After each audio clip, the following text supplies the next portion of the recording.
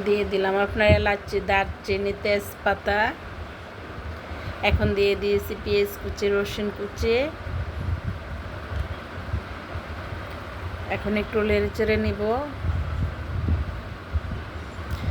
তারপর দিয়ে দিব একটু পানি।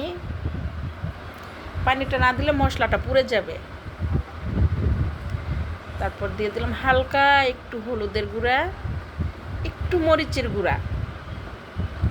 বেশি দিলে খাওয়া যাবে না, ঝাল লাগবে। হলুদ, সবুজ কালারটা নষ্ট হয়ে যাবে হলুদ দিয়ে।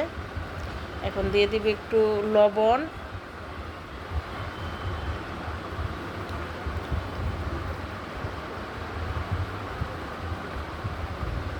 এখন একটু নাড়াচাড়া করে আদা বাটা দিয়ে দিব, আদা রসুন বাটা। হ্যাঁ, কষানো হয়ে গেছে আমার। দিয়ে দিব এবার শাক, কচু শাক যেটা আমি কেটে ধুয়ে রাখছিলাম। এটা এমনিতেই কচু না, এটা অনেক বড় বড় দুধ কচু। ঢেকে দিয়েছিলাম। এখন দেখেন এরকম হয়ে গেছে, কালারটা একটু কমে গেছে।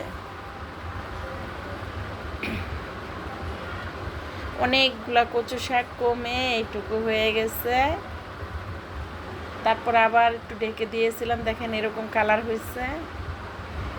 শাক, যে কোনো শাক একটু সবুজ কালার থাকলে ভালো লাগে। এখন দিয়ে দিব আপনার মাছের যে মাথা ছিল, সেদিন মাছ নিয়ে আসছিলাম, ওইটা থেকে মাথা রেখে দিচ্ছি শাকের জন্য। এটা দিয়ে আপনার অনেক সুন্দর করে নেড়ে চেড়ে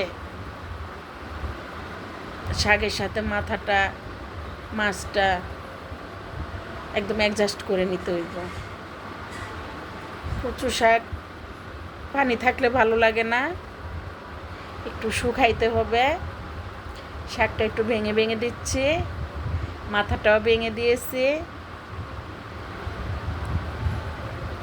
এখন আপনার প্রায় হয়ে গিয়েছে। কাঁচামরিচ কুচি দিয়ে দিয়েছি সাথে একটু জিরার গুঁড়ো।